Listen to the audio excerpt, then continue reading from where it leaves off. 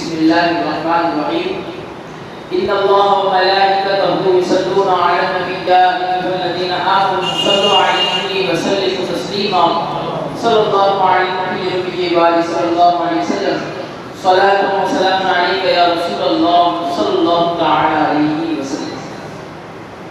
کل ہم لوگوں نے نبی مکرم صلی اللہ علیہ وسلم کے دوسرے سفر شام کا جو دوسرا موقع آیا حضور علیہ السلام کی زندگی، اس کی متعلق کچھ باتیں سماعت فرمائی تھی۔ آج بھی اسی واقعے کو ہم لوگ آگے بڑھائیں گے اور نبی کی سیرت پر غور کریں گے۔ نبی کریم صلی اللہ علیہ وسلم کی عمر تقریباً 24 سال کی عمر مبارک تھی اور حضور علیہ السلام سفر شام کے لیے گئے۔ 24 سال 24.5 سال کی عمر تھی، شام کی طرف سفر کیا۔ حضور صلی اللہ علیہ وسلم نے جو راہ سب لوگوں نے اختیار کی تھی اس سے کچھ ہٹ کر راہ اختیار کیا۔ ہمیشہ سارے تجارت کرنے والے، سارے بزنس مین جس راستے پر جاتے ہیں اپنا مال بیچنے کے لیے، حضور صلی اللہ علیہ وسلم اس راستے پر نہیں گئے، کسی اور راستے پر نکلے۔ تو ابو سفیان حضرت خدیجہ کے بعد سب سے بڑا امپورٹ ایکسپورٹ کا جو بزنس تھا لوکل لیول کا، وہ تھا ابو سفیان کا۔ بعد میں حضور صلی اللہ علیہ وسلم پر پہلے انہوں نے کافی ستایا بھی حضور کو، لیکن بعد میں حضور صلی اللہ علیہ وسلم پر ایمان لائے اور اپنی ان کی بیٹی جو ہے وہ حضور صلی اللہ علیہ وسلم کے نکاح میں گئی، لیکن حضور کے بعد میں وہ سسر بھی بنے۔ تو حضرت سفیان جو تھے وہ اس وقت مسلمان نہیں تھے اور اس وقت کوئی مسلمان بنا نہیں تھا، جو لوگ تھے موافق ضرور تھے لیکن مسلمان کوئی نہیں تھا۔ ہمارے نبی نے اس وقت اعلان نبوت ہی نہیں کیا، تو ابو سفیان بھی مسلمان نہیں تھے۔ اب ابو سفیان جو ہے وہ حضرت خدیجہ کے متعلق مذاق اڑانے لگے کہ ذرا دیکھو تو محمد کو، ایک تو خدیجہ نے اس کے ہاتھ میں دے دیا تجارت کا سامان جس نے کبھی لیڈرشپ نہیں کی ہے، تجارت کے مال کو، امپورٹ ایکسپورٹ کو کبھی انہوں نے خود ہو کے لیڈ نہیں کیا ہے، خود ہو کے سنبھالا نہیں ہے، اور اس کے ہاتھ میں اچانک کتنا بڑا امپورٹ ایکسپورٹ کا سامان دے دیا، اتنی بڑی تجارت کا سامان دے دیا، تو یہ کیسے کرے گی؟ اور حضرت حضور صلی اللہ علیہ وسلم نے اس کے جواب میں بس مسکرایا۔ سبحان اللہ، میرے نبی نے حضرت ابو سفیان منہ پہ کہہ رہے ہیں کہ ایک بچے کے ہاتھ میں خدیجہ نے سارا اپنا سامان دے دیا جس کو تجارت کا کچھ معلوم ہی نہیں ہے، اس کے ہاتھ میں دے دیا، اور حضور صلی اللہ علیہ وسلم نے اس کو سن کے بس مسکرایا۔ سبحان اللہ، حضور نے مسکرایا۔ مطلب یہ تھا کہ جب کوئی آپ کو برا کہے، نبی کی سیرت کا یہ سبق ہے کہ جب کوئی آپ کو برا کہے، چاہے آپ کے منہ پہ کہے چاہے آپ کے پیچھے کہے، تو آپ اس کو جواب نہ دیں، اس کے اپنی زبان اس کے لیے غلطی نہ کریں، گالیاں نہ بکیں، جھگڑے نہ کریں، آپ بس مسکرائیں اور اپنا عمل کریں اور اپنے عمل سے ثابت کریں کہ میں کیا کر سکتا ہوں کیا نہیں۔ یہی ہوا تھا۔ ایک بہت بڑے ولی تھے حضرت علی کرم اللہ وجہ کریم کے خلیفہ بھی، جن کا نام تھا، تاریخ میں بہت ان کے واقعات لکھے گئے، بہت لکھے گئے، حضرت حسن بصری رحمت اللہ تعالی علیہ۔ یہ ایک مرتبہ اپنے گھر سے باہر کہیں گئے ہوئے تھے اور حضرت حسن بصری کے گھر پر ایک شخص آئے، مسلمان آئے اور خوب گالیاں دی۔ حضرت حسن بصری کے بارے میں خوب گالیاں دی اور خوب گالیاں والے دی کہ چلا گیا وہ بندہ۔ حسن بصری سفر پہ تھے، جب واپس آئے کچھ دنوں بعد تو حسن بصری رحمت اللہ علیہ کی بیوی کہنے لگی کہ تم نے فلاں آدمی کا کیا برا کیا؟ میں نے کچھ نہیں کیا۔ کچھ تو کیا ہے، میں نے کچھ نہیں کیا۔ پھر وہ گھر کے آگے گالیاں دے کے گیا، مجھے کتنا برا لگا پتہ ہے؟ ہوتا ہے نا عورتوں کی عادت ہوتی ہے، میری تو عزت نکل گئی۔ عورت نے اپنے لحاظ سے کہا، حسن بصری رحمت اللہ علیہ مسکرائے، وہی حضور کی سنت، مسکرائے۔ مسکرانے کے بعد وہ مارکیٹ گئے، مارکیٹ جا کے انہوں نے سب سے پہلے ایک صندوق خریدا. پرانے زمانے میں ہوتے تھے لکڑے کے صندوق خریدا، اور اس صندوق میں بہترین قسم کے چھوارے کھجور، اس ٹائم میں کھجور بڑا پیارے، بہت پیارے پیارے ملتے تھے ان کے یہاں، تو بڑے اچھے قسم کے اچھے کوالٹی کے کھجور خریدے اور پورا باکس جو ہے وہ بھر دیا کھجوروں سے. اور وہ کھجوروں کا تحفہ لے کر وہ جس آدمی نے گالی دیا تھا نا اس کے گھر گئے. بہت غور سے سنو اس کو.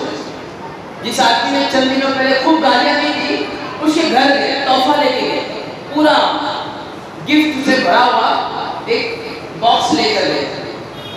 اس کے گھر گئے تو جب یہ گھر آیا تھا تو حسن بصری رحمۃ اللہ علیہ گھر پہ نہیں تھے، بیوی تھی. بیوی کے منہ پہ حسن بصری کو گالیاں دے کے چلا گیا. لیکن ایک سچے مسلمان کا کام کیا ہے، ایک نبی کے سچے عاشق کا کام کیا ہوتا ہے؟ جب حسن بصری رحمۃ اللہ علیہ سے گھر گئے تو پوچھا وہ آدمی ہے؟ اس کی بیوی باہر ہے، اس نے کہا نہیں ہے. کہاں گئے ہیں؟ کہیں کام سے گئے. کب آئیں گے؟ پتہ نہیں، ایک دو دن لگ سکتے. حسن بصری رحمۃ اللہ علیہ مسکرائے اور وہ پردہ نشین تھی عورت، اس کے ہاتھ میں جو ہے وہ باکس تھما دیا اور ان سے کہنا، دیتے ہوئے گالیاں، ان سے کہنا کہ تم نے جو اس دن گالیاں دی تھی یہ اس کے بدلے میں تم کو تحفہ ہے. بہت غور سے سمجھو اس کو. ہم کوکنیوں کو میں سے کہتا ہوں کھلے لفظوں میں، ہم کو بہت ضرورت ہے.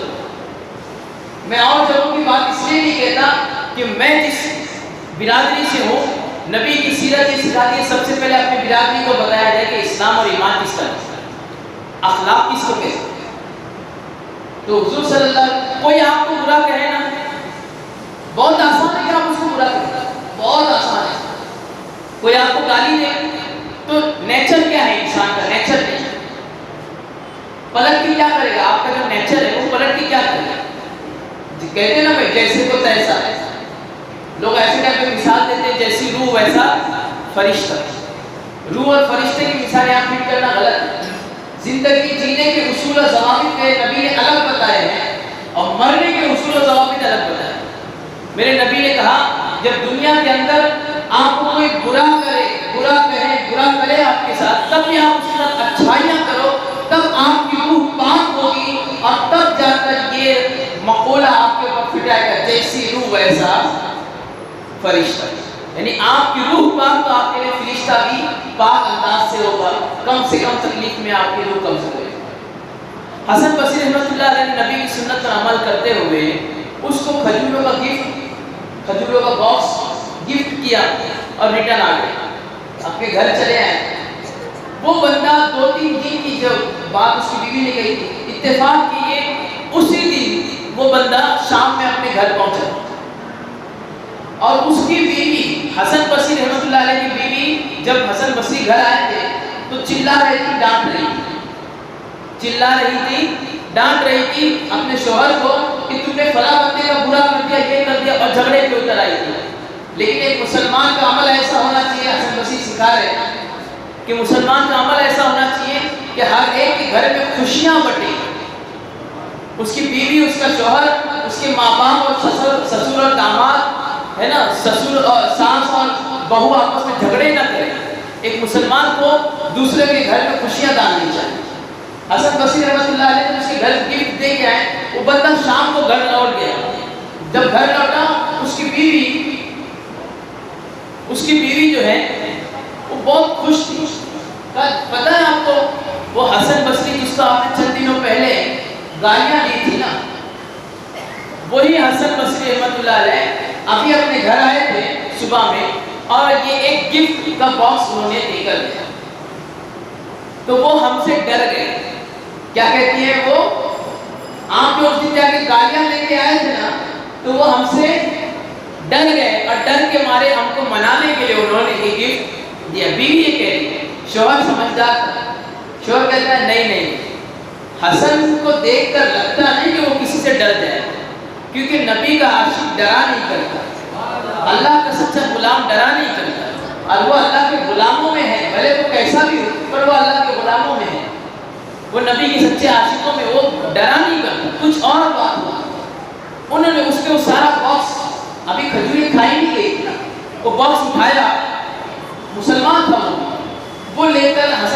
کے گھر پہ گیا، حسن بصری کے گھر پہ گیا، یہ باکس آپ لیجئے۔ اس نے کہا بھائی، حسن بصری نے کہا میں نہیں لے سکتا، یہ تمہارے لیے تحفہ ہے۔ بولے انسان تحفہ تو تب دیتا ہے نا جب کسی سے خوش ہوتا ہے۔ کہا میں تم سے خوش ہوں بھائی، آپ مجھ سے خوش کیسے ہو سکتے ہیں؟ میں تو آ کے آپ کی بیوی کے منہ پہ آپ کو دنیا بھر کی گالیاں سنا کے گیا تھا، آپ مجھ سے خوش کیسے ہو سکتے ہیں؟ کہا میں اسی بات سے تو خوش ہوں، اسی بات سے میں خوش ہوں کہ تم نے میرے گھر پہ آ کے میری بیوی کو گواہ بنا کر مجھے گالیاں دی ہے۔ اب قیامت کے دن میرے نبی کی حدیث ہے کہ جو بندہ دنیا میں کسی کے ساتھ ذلت و رسوائی کرے گا بلا عذر شرعی، بلا وجہ کسی کو ستائے گا، کل قیامت کے دن اللہ اس ستانے والے کی نیکیاں لے کر جو ستایا گیا اس کو دے دے گا۔ تو تو نے اپنی نیکیاں میرے بیوی کے منہ پر آ کے گالیاں دے کر مجھے دے کر چلا گیا، تو میں تجھے تحفہ نہ دوں تو اور کیا کروں؟ یہ اللہ والوں کا کردار اپنے عمل سے بتاتے ہیں کہ نبی کی سنت کو کس طرح فالو اپ کیا جائے، اور اللہ کے رسول صلی اللہ علیہ وسلم نے بھی نیک عمل کر کے بتا دیا کہ اللہ کے رول کو کس طرح فالو کیا جائے۔ ابو سفیان ہنس رہے تھے اور حضور صلی اللہ علیہ وسلم نے کیا کیا؟ بس مسکرا کر جواب دیا اور اپنے راستے پر چل پڑے۔ اس راستے پر کئی سارے مصیبتیں حضور صلی اللہ علیہ وسلم کو ایک ہی دن کے اندر ملنی شروع ہوئی، حالانکہ اس راستے پر مال بہت بکنا شروع ہو گیا، بہت بک رہا مال، مگر اس راستے پر پانی نہیں ملتا، اور یہ لوگ مسافر تھے، ذرا تھوڑے تھوڑے دوری پر پانی لگتا تھا، تو اب کیا کیا جائے؟ سارا پانی ایک ہی دن میں ختم ہو گیا۔ رات میں ٹینٹ لگا، رات تک سارا پانی ختم ہو گیا، ٹینٹ لگے، خیمے لگے، سب اپنے اپنے خیمے میں جا کے آرام کر رہے ہیں، لیکن میسرہ جو غلام تھا، جیسے میں نے کل بتایا تھا، خدیجہ رضی اللہ تعالیٰ عنہا نے حضور صلی اللہ علیہ وسلم کے ان کی دیکھ بھال کے لیے، ان کی خدمت گزاری کے لیے میسرہ نام کے غلام کو بھیجا تھا۔ وہ غلام حضور کے پاس گیا، یا رسول اللہ صلی اللہ علیہ وسلم، اس نے کہا تھا یا محمد، یہ میں اپنی طرف سے محبت سے کہہ رہا یا رسول اللہ، اس نے کہا تھا یا محمد سارا پانی ختم ہو چکا ہے، جس راستے پہ ہم آئے ہیں یہاں پہ پانی نہیں ملتا، کوئی کنواں نہیں ہے، کوئی جام نہیں ہے، اب کیا کیا جائے؟ حضور صلی اللہ علیہ وسلم اپنے حجرے سے باہر آئے، اپنے خیمے سے باہر آئے، کینٹ سے باہر نکل کے حضور صلی اللہ علیہ وسلم نے اللہ کی تسبیح پڑھنی شروع کی۔ جب اللہ والوں کو تکلیف آتی ہے تو اللہ کی تسبیح پڑھنا شروع، وہ اور مسلک ہوں گے سنیوں کے سوا، اپنے آپ کو مسلمان کہنے والے مسلک ایسے ہیں جو قرآن کے غلط ترجمے کر کے یہ کہتے ہیں کہ حضور صلی اللہ علیہ وسلم معاذ اللہ رب العالمین 40 سال تک حضور صلی اللہ علیہ وسلم سیدھے راستے پر نہیں تھے، گمراہ ہوتے، بھٹکے ہوئے تھے، قرآن کا غلط ترجمہ کر بڑے بڑے مقرر نام لیا جائے تو آپ سمجھ سکتے ہیں، جیسے ذاکر نائک ہو گئے، طارق جمیل ہو گئے، اس طریقے کے لوگ، یہ الگ الگ مسلک کے لوگ الگ الگ باتیں کہتے ہیں معاذ اللہ، کہ حضور صلی اللہ علیہ وسلم 40 سال تک یہ نہیں جانتے تھے کہ سیدھا راستہ کیا ہے، سیدھی راہ کیا ہے، بھٹکے ہوئے تھے، گمراہ ہوتے معاذ اللہ۔ میرا نبی اگر گمراہ ہو تو کائنات میں کوئی سیدھی راستے پر نہیں ہو سکتا، اللہ نے ان کو پیدا ہی سیدھی راہ کے لیے کیا، وہ کبھی کسی موڑ پر گمراہ بھٹکی ہوئی راہ پر جا ہی نہیں سکتے تھے، جائے گا تو وہ جس کے اندر اللہ نے وہ مانتا رکھا ہو کہ بھائی سیدھی اور غلط راہ کو اختیار کرے۔ اللہ نے ہمارے نبی صلی اللہ علیہ وسلم کے اندر غلط راہ کو چننے کا مادہ ہی نہیں رکھا، اپنے نبی سے اتنی محبت، تو حضور صلی اللہ علیہ وسلم غلط راہ پہ جا کیسے سکتے؟ یہ بیوقوف لوگوں کی باتیں ہیں، یہ بیوقوفی بھری باتیں ہیں کہ میرے نبی صلی اللہ علیہ وسلم کے متعلق ایسی باتیں کہہ رہے ہیں اور ایسی باتیں قرآن کے غلط ترجمہ کر کے لکھ رہے ہیں، قرآن کے اندر غلط ترجمہ کر کے لکھ رہے ہیں۔ خیر، ہم تو یہ مانتے ہیں کہ حضور صلی اللہ علیہ وسلم نے اپنے 25 سال کی عمر کے اندر، 24 سال کی عمر کے اندر جب یہ سفر کیا تھا تو حضور صلی اللہ علیہ وسلم نے جو ہے وہ ایک رات کا وقت تھا اور درخت کے نیچے کھڑے تھے اور حضور صلی اللہ علیہ وسلم نے اللہ کی تسبیح شروع کی، اللہ کی تسبیح۔ اس وقت میں آپ کوئی اعتراض کر سکتا ہے، ارے اس وقت میں جب لوگ مسلمان نہیں تھے تو پھر اللہ کا نام کیسے آ جائے؟ اللہ کا ذکر کیسے آ گیا؟ بہت آسان ہے. حضور صلی اللہ علیہ وسلم کے ابا کا نام کیا تھا؟ کیا نام تھا بھائی؟ زور سے بولو نا، گھبراتے ہو گئے.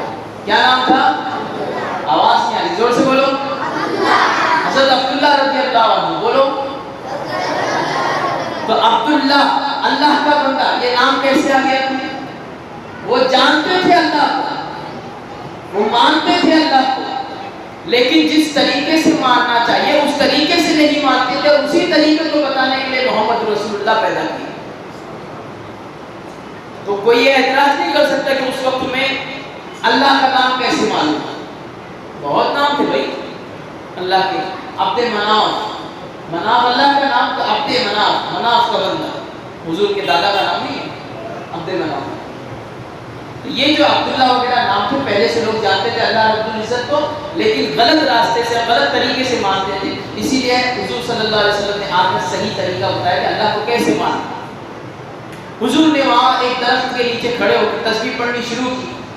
تسبیحوں کی برکت اور میرے نبی کے زبان کی لذت تھی. وہ پیڑ جھکا حضور کی طرف. سبحان اللہ. وہ پیڑ، یہ آپ نے کبھی نہیں سنا ہوگا، دھیان رکھیے اس کو. وہ پیڑ نبی کی طرف جھکا اور نبی نے اس کی طرف دیکھا. جس طرح زراف کو دیکھا آپ نے، زراف کو کبھی دیکھا زراف نے آدمی کی طرف یوں منڈی کی تو کیسے لگتا ہے؟ بالکل ایسے لگ رہا ہوگا نا منظر. ایسے حضور علیہ السلام کی طرف وہ پیڑ جھک گیا ہے اور وہ بات کر رہے ہیں نبی صلی اللہ علیہ وسلم سے، اور اس کی بات کو میسرہ جو غلام تھا نا، وہ غلام اپنے کانوں سے سن رہا ہے. وہ کہتا ہے او محمد، آپ نے جن الفاظوں کا ذکر کیا ہے، جن اللہ کے نام کا ذکر کیا ہے، ان ناموں کی برکت سے میں آپ کو بتانا چاہتا ہوں کہ اس علاقے میں پانی موجود ہے، لیکن میں نے آج تک کسی کو نہیں بتایا، کیونکہ آج تک اس دھرتی پر، اس جگہ پر میرے سامنے آ کر کسی نے اللہ کا ذکر ہی نہیں کیا تو میں بتا نہیں سکتا. آپ نے ذکر کیا تو میں آپ کو بتاتا ہوں. آپ یہاں سے 4 قدم آگے چلیے، 3 قدم کے بعد چوتھا قدم جب آپ رکھیں گے، وہاں آپ کھڈا کھودنا شروع کیجئے، آپ کو پانی میسر آ جائے. حضور نے اپنے قافلے والوں کو بلایا، کھڈا کھودنا شروع کیا. بڑا ہی میٹھا پانی وہاں سے نکلا. سارا پانی پیا، سب لوگوں نے پانی بھرا. پھر آگے کی راستہ پھر سے طے ہونے لگا. پھر میں نے بتایا کہ سارا مال وہ جو دوسرے راستے پر لوگ گئے تھے، ابو سفیان وغیرہ، یہ سارے لوگوں کو مال لیٹ بکا، اور ہمیشہ جس طرح بکتا ہے اسی طریقے سے بکا. جتنا منافع ہمیشہ آتا تھا اتنا ہی منافع ہے. لیکن حضور صلی اللہ علیہ وسلم کو دوسرے راستے پر جانے کا فائدہ یہ ہوا کہ حضور صلی اللہ علیہ وسلم کو ڈبل منافع حاصل ہوا. حضرت خدیجہ کے مال کو ڈبل منافع حاصل ہوا، اور حضور صلی اللہ علیہ وسلم کے طرح طرح کے، اور حضور صلی اللہ علیہ وسلم کا مال جو ہے سب سے پہلے بک گئے. اب حضور صلی اللہ علیہ وسلم جو ہے وہ آرام کرنے کے لیے ایک راہب کہتے ہیں، جس طرح ہم لوگ ولی مانتے ہیں نا، بڑے بڑے بزرگ، اس طریقے سے اس وقت میں عیسائیوں کے اندر راہب ہوا جو چرچ کے اندر پادری جس کو کہتے ہیں. یہ پادری سے تھوڑا اوپر ہوتے ہیں، ایک دم وہ اپنے آپ کو فنا کر لیں، اس طریقے کی بات مانی جاتی ہے. وہ دنیا داری سے دور ہو کر، اب تو نہیں ہے ایسے معاملہ، جو پادری ہیں وہ تو بڑی بڑی کاروں میں گھوم رہے ہیں، یہ ساری چیزیں ہیں، لیکن اس زمانے میں ہوتے تھے ایسے. تو یہ راہب جو تھا، پادری جو تھا بڑا، اس کا نام تھا نستورہ. اس کا نام نستورہ تھا.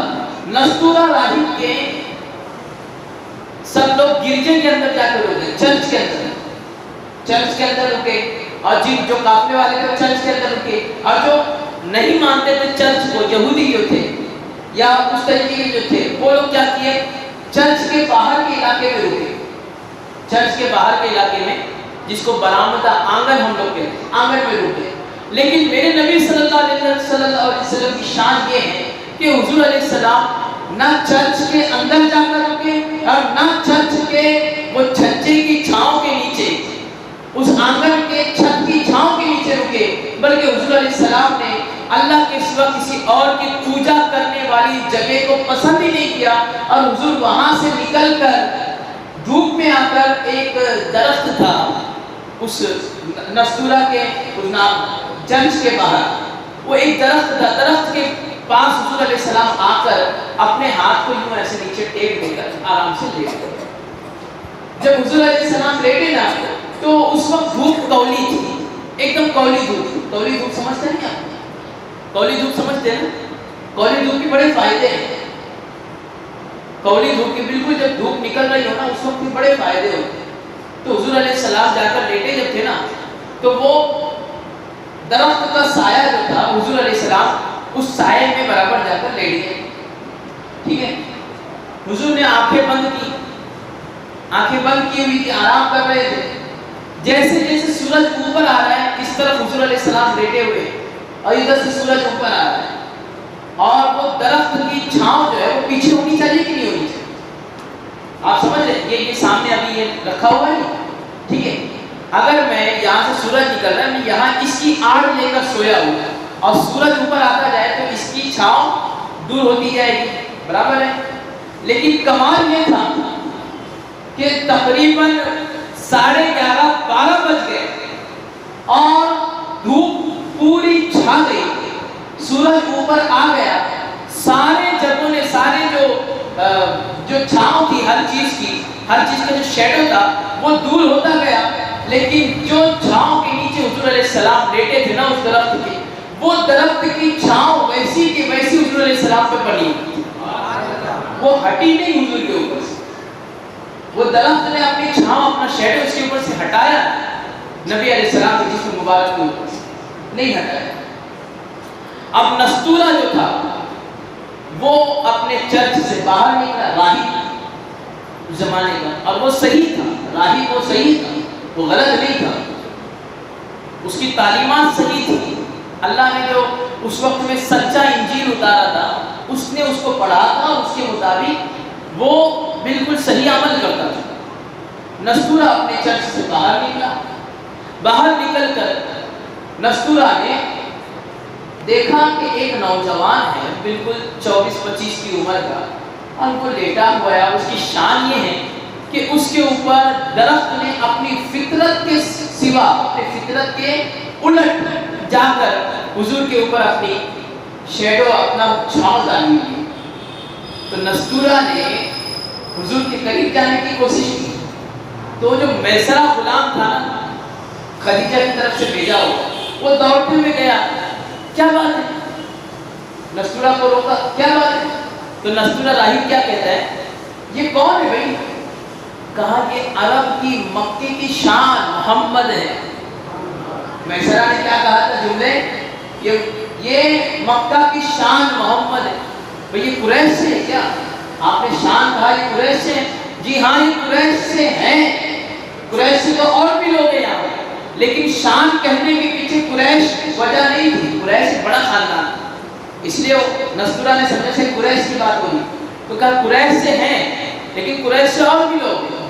لیکن قریش سے ہونے کی وجہ سے مکہ کی شان نہیں ہے، بلکہ یہ مکہ میں سب سے سچے اور سب سے امانت دار ہے، اس لیے یہ مکہ کی شان ہے اور یہ مکہ میں سب سے خوبصورت انسان. تو نستورہ کہتا ہے میں کچھ باتیں اس نوجوان سے کرنا چاہتا ہوں، اس کی شان کے مطابق میں اس سے کچھ باتیں کہنا چاہتا ہوں. میسرہ نے کہا آپ بات کہیں گے لیکن میں بھی آپ کے ساتھ آؤں گا. میسرہ بھی ساتھ آیا، نستورہ گیا. نستورہ نے جاتے ہی حضور صلی اللہ علیہ وسلم کے پاؤں مبارک چھوئے. کیا چھوئے؟ پاؤں چھوئے. بلکہ ضیاء النبی کے اندر تو لکھا ہوا ہے کہ حضور صلی اللہ علیہ وسلم کے پیر مبارک کو بوسہ دیا. نستورہ نے حضور کے پیروں کو چوما، حضور کی قدم بوسی کی، وہی قدم بوسی جو آج درگاہوں پر بھی کی جاتی.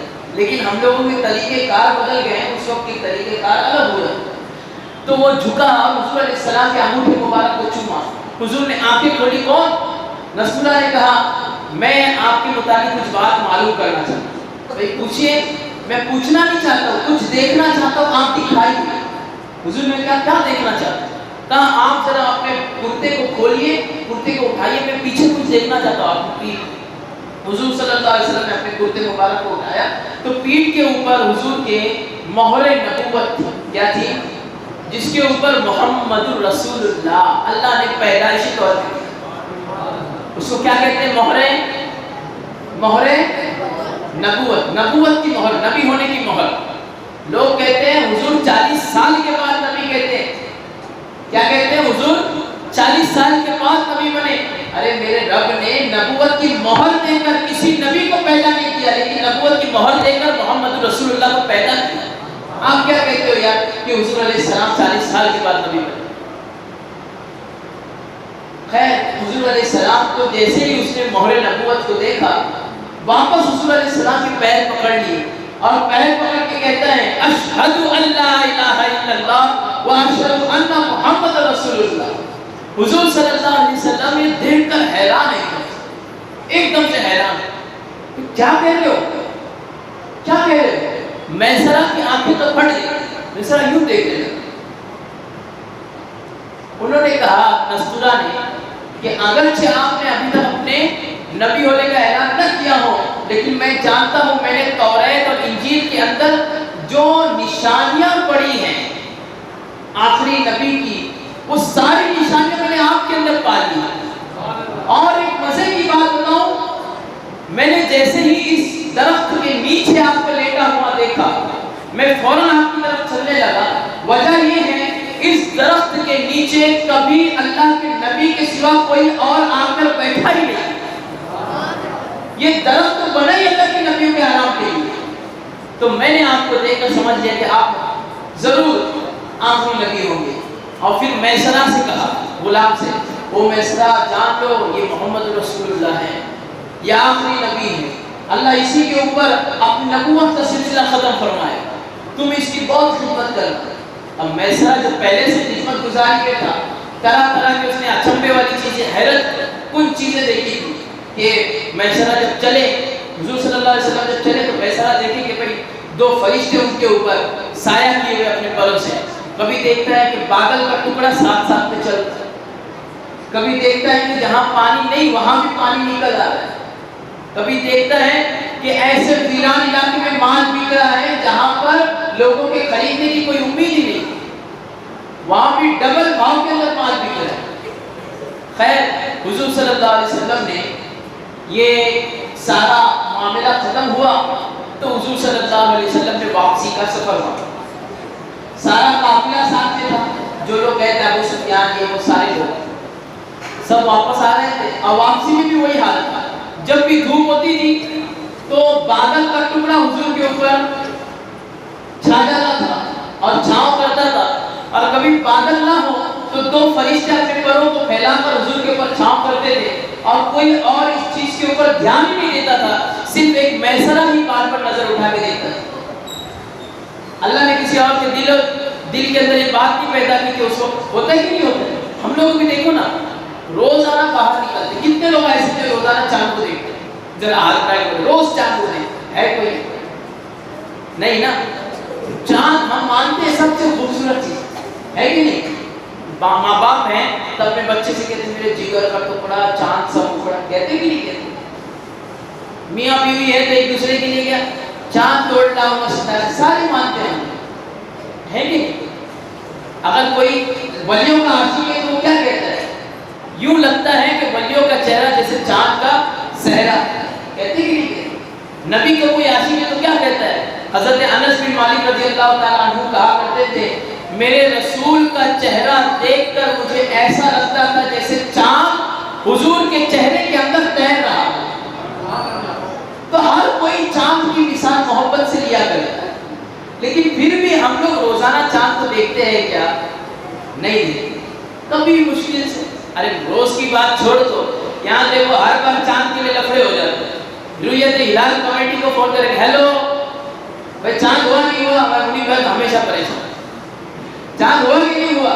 امام صاحب معلوم کرو کدھر ہے بھائی، چاند کہاں ہے؟ امام صاحب کہاں آسمان پہ جا کے آئے، یہیں سے دیکھیں گے. تو مہینے میں ایک بار امام صاحب کو بھی توفیق ہوتی ہے آسمان دیکھنے کی، چاند نکلا کہ نہیں نکلا. تو کہنے کی بات یہ ہے کہ چاند کے متعلق ہم لوگ بات نکلتے روز کہاں چاند کو نہیں دیکھتے. اسی طریقے سے اللہ نے اس کو کسی کے دل میں نہیں ڈالا تو کسی نے اوپر دیکھا نہیں آسمان کی طرف، بس میسرہ دیکھتا تھا کہ 2 فرشتے حضور کے اوپر سایہ کرتے اور بار بار دیکھ کے عشق میں محمد کا نام لیے جاتا.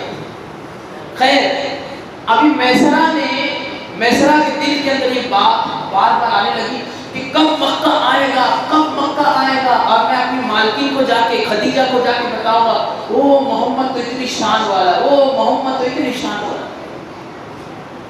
کہتے جب سفر مکہ سے آ رہے تھے تو مکہ کے قریب پہنچے تھے اور اس وقت میں میسرہ اس چکر میں تھا کہ میں قافلے سے الگ جلدی سے بھاگ کے جاؤں، اپنے اونٹ کو ایک دم تیز دوڑاتے ہوئے خدیجہ کو جا کے بتاؤں محمد کو دیکھو، وہ دیکھو سایہ. مطلب حضور کے اوپر جو دو فرشتے سایہ کیے ہوئے تھے وہ سایہ وہ دکھانا چاہتا تھا. ابھی وہ تیاری میں تھا، اچانک اس کے کان میں ایک الفاظ سنائے کہ الصلاۃ والسلام علیک یا الصلاۃ والسلام علیک یا حبیب اللہ. یہ وہی ہے جو بار بار یہ سنی دعوت اسلام میں پڑھواتے رہتے ہیں، پڑھا کرو، بہت پیاری چیز ہے. اس کے کان میں یہ آواز پڑی، وہ یہاں وہاں دیکھ رہا ہے. حضور علیہ السلام کے جب اس کو نہیں ملا نا، دیکھو دنیا میں کبھی آپ کو راستہ نہ ملے تو میرے نبی کے چہرے کے مبارک کی زیارت کر لیا کرو، یا میرے نبی کے روضے کی زیارت کر لیا کرو، یا میرے نبی کے زندگی کو پڑھ لیا کرو، آپ کو ضرور اپنا راستہ مل جائے گا. یہ میسرہ ڈھونڈ رہا ہے، یہ آواز کہاں سے آئی؟ حضور کے چہرے کو دیکھا، کیونکہ اس کو یقین تھا کہ جو جواب کہیں سے نہیں ملے گا وہ محمد رسول اللہ کی ہستی سے مل جائے. اس نے حضور کے چہرے کی طرف دیکھا تو حضور کی آنکھیں ایک پتھر کو دیکھ رہی تھی، اور وہ سمجھ گیا کہ ایک پتھر سے آواز آ رہی ہے الصلاۃ والسلام علیک یا رسول اللہ. اب میسرہ تو دیوانہ ہو گیا، لیکن یہ لفظ سننے کے بعد میسرہ کہنے لگا، میسرہ کے دل نے یہ کہا اتنی عظیم ہستی، اور اس وقت خدیجہ نے کہا ہے کہ تم میرے غلام نہیں ہو جب تک یہ سفر ختم نہیں ہوتا، تو محمد کے غلام، ٹھیک ہے محمد کی خدمت کرو. ابھی مکہ آیا نہیں ہے، آنے والا ہے، مکہ آنے والا ہے، 1-1.5 گھنٹہ بچا ہوا ہے. تو میں بغیر محمد سے پوچھے ہوئے، وہ بھی اتنی عظیم ہستی ہے، اس سے بغیر پوچھے ہوئے کیسے چلا جاؤں؟ تو پھر آگے حضور سے کہا او محمد، میں آپ کے مالکین یعنی آپ کے مال کی مالکین خدیجہ کو آپ کے متعلق خبر دینا چاہتا ہوں، لہٰذا میں آپ سے پہلے مکہ میں داخل ہونا چاہتا ہوں، کیا آپ اجازت دیں گے کہ میں جاؤں؟ حضور نے کہا بے شک جاؤ. وہ فوراً اونٹ پہ بیٹھا اور باغیں چھوڑ دی، باغیں مطلب لگا، باغیں چھوڑ دی اور وہ اونٹ تیز بھاگتا ہوا. حضرت خدیجہ، اچھا بڑا میں نے کل بھی بتایا تھا کہ حضرت خدیجہ رضی اللہ تعالیٰ عنہا بہت ہی امیر تھی اور ان کا پیسہ بھی خود کا پیسہ تھا. ان کا بزنس بھی میں نے بتایا، پورے مکہ کے مال ایک طرف امپورٹ ایکسپورٹ تھا، جتنا پورے مکہ کا مل کے ہوتا تھا اتنا حضرت خدیجہ کا اکیلا ہوتا تھا. آدھا مکہ تو حضرت خدیجہ کے ساتھ میں بزنس پارٹنر تھا، کوئی بزنس پارٹنر تھا 60-40 اور 70-30 کے حساب سے، اور آدھا مکہ جو تھا باقی کا حصہ جو تھا وہ تو ورکرز تھے. تو آدھا مکہ تو حضرت خدیجہ کی وجہ سے چل رہا تھا. بھائی ان کے گھر تو حضرت خدیجہ اتنا بڑا امپورٹ ایکسپورٹ کا پورا امپائر سنبھال رہی تھی حضرت خدیجہ کے لیے.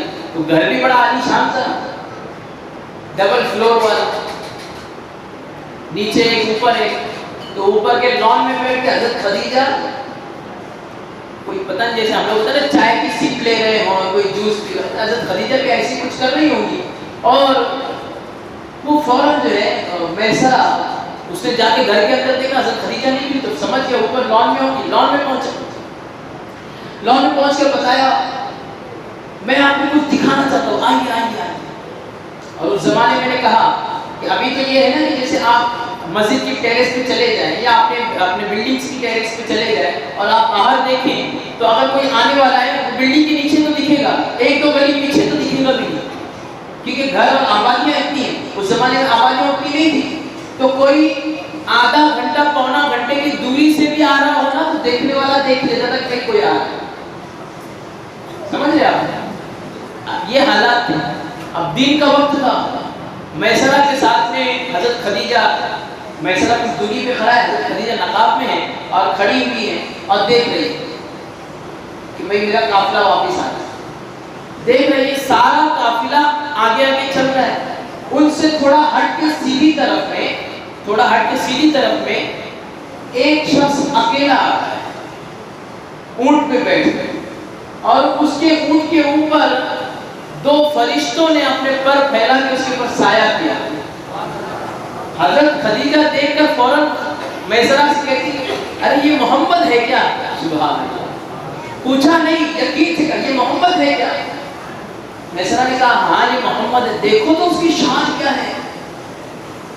حضرت خدیجہ نے دیکھو تو اس کی شان کیا ہے. اب میسرہ کہتا ہے ابھی تو صرف یہ شان آپ دیکھ رہی ہیں، جو میں دیکھ کے آیا وہ بھی تو سنو. بھائی ایسا ہوا تھا، نستورہ نام کا راہب آیا، اس نے پیر چوم کے کہا میں تمہارا کلمہ پڑھتا ہوں، میسرہ تم مان لو کہ یہ نبی ہے. میں نے توریت اور انجیل اتنا سارا پورا واقعہ سنایا. وہ جھاڑ نے باتیں کی وہ بھی سنایا، درخت نے سایہ کیا وہ بھی سنایا، کنواں ایسے علاقے میں جہاں پہ کنویں کا نام و نشان نہیں تھا حضور نے کھدوایا تو وہاں پہ پانی نکل آیا وہ بھی سنایا. اور حضرت خدیجہ تو 40 سال کی عمر کی تھی. حضرت خدیجہ ان کے 3 بچے تھے. 2 شوہر ہو چکے تھے، ایک کا انتقال ہو گیا تھا، ایک سے طلاق ہو گئی تھی. ٹھیک ہے. اور سب سے عزت دار خاتون، سب سے پیسے والی خاتون اور سب سے عزت دار خاتون، پردہ نشین عورت، پردے کے ساتھ تجارت کرنے والی. مکہ میں سینکڑوں لوگوں نے ان کو رشتہ بھیجا تھا، اچھے بزنس مین نے ان کو رشتہ بھیجا تھا. لیکن حضرت خدیجہ ایک بار شوہر کا انتقال ہو گیا، اب ایک بار طلاق ہو گئی، تو حضرت خدیجہ نے پھر یہ سوچ لیا کہ اب میں نکاح نہیں کروں گی. لیکن حضور کو اس حال میں دیکھ کے حضرت خدیجہ کے دل میں حضور کے لیے محبت پیدا ہو گئی. سبحان اللہ، محبت پیدا ہو گئی. اب یہ محبت کس طرح سے نکاح میں بدلی انشاءاللہ عز و جل اس کے متعلق